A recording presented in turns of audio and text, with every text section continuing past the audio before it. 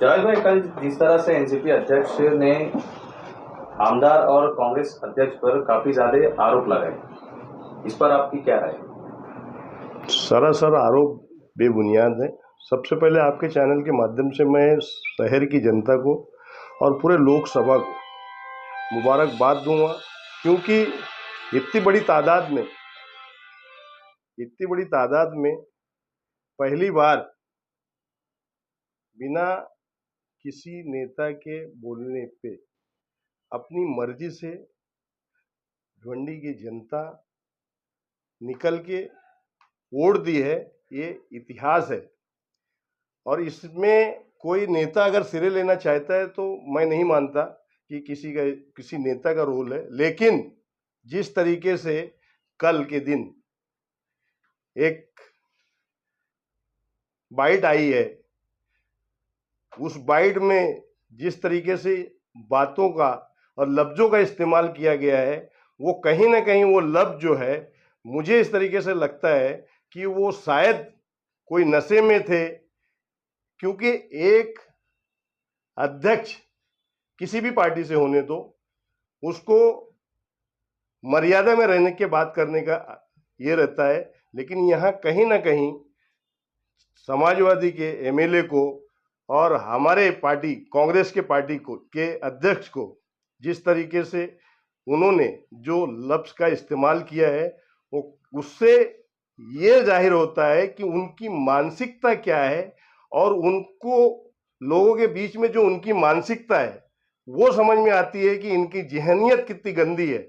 और ये कहीं ना कहीं पूरे लोकसभा में ईस्ट और वेस्ट जो है, हम लोग देखते हैं, सिटी से हम लोग आते हैं, कांग्रेस का जनाधार शहर के अंदर क्या पूरे विधानसभा के अंदर बहुत ज्यादा है, इससे आप इनकार नहीं कर सकते हैं। और इंडिया अलायंस की सीट है, इंडिया अलायंस की सीट में अगर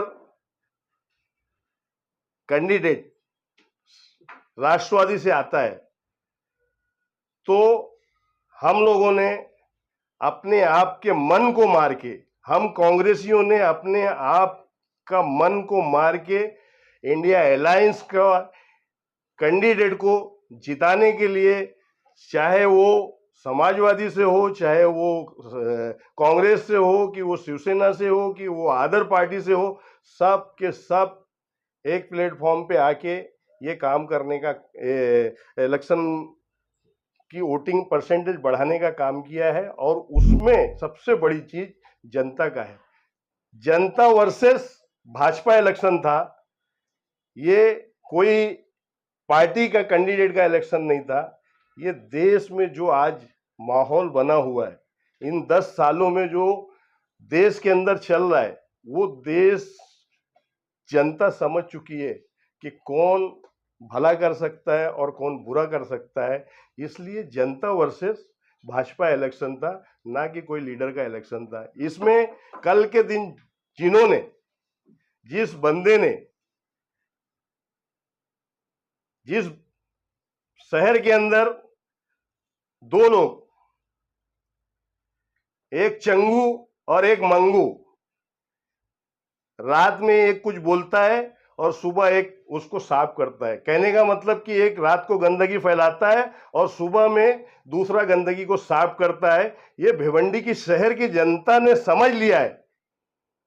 आज कल की बाइट की कमेंट्स अगर आप लोग देखेंगे तो आपको समझ में आएगा कि भिवंडी की शहर की जनता कितना नाराज है ये इस तरीके की बाइट को लेके। इस तरीके का बाइट किसी अच्छे आदमी का काम नहीं है।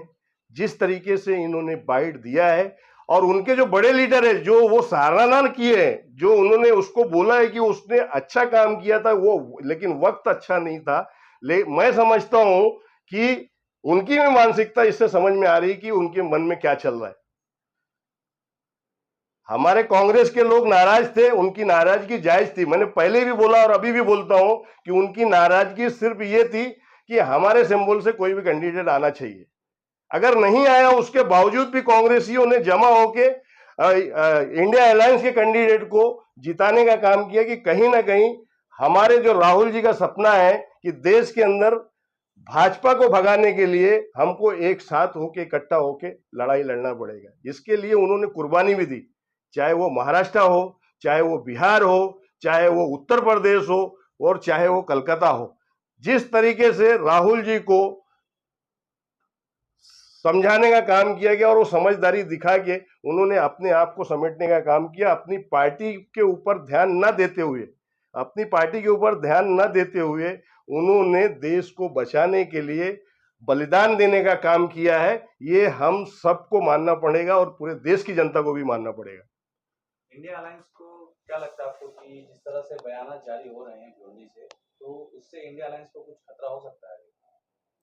देखो, ये छोटे लीडरों की आपस की लड़ाई है।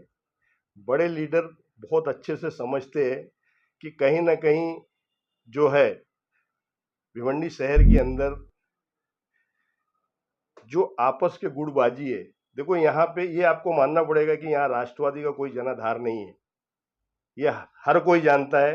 18 नगर सेवक निकल के वहीं गए, आज वो जिसको जनाधार बता दे रहे हैं। मैं आपको बताना चाहता हूं कि जो राष्ट्रवादी का अध्यक्ष है, ऐसे मोमेंट पे जो मोमेंट चल रहा है, उनका कैंडिडेट है, राष्ट्रवादी से कैंडिडेट आता है लोकसभा का इलेक्शन लड़ने में, वो कैंडिडेट पार्टी से टिकट लेके आ रहा है और अध्यक्ष जी अपने 8-10 जो 25-50 उनकी जो संगठन की टीम है उसमें एक महिला अध्यक्ष आती है, वो महिला अध्यक्ष ऐसे मोमेंट पे पार्टी छोड़ के दूसरे पार्टी को समर्थन देने चली जाती है। इससे ये समझ में आता है कि वो अध्यक्ष के अंदर काबिलियत नहीं है। कहीं ना कहीं भिवंडी शहर की जनता ये मन बना ली थी कि इंडिया अलायंस को टिकट आई है, वो चाहे मामा हो, चाहे राष्ट्रवादी से हो, चाहे वो कांग्रेस से हो या किसी भी पार्टी से हो, हमको इंडिया अलायंस को जिता के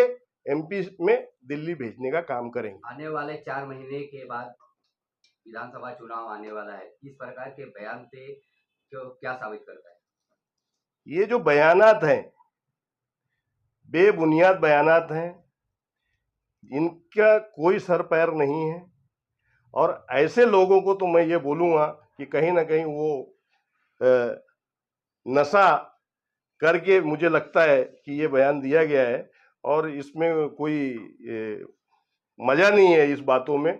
और जनता इस चीज को बहुत बेहतर समझ रही है और आने वाले टाइम में जनता ही उनको बताएगी कि कौन भिवंडी शहर को बेचा है और कौन भिवंडी शहर को संवारा है।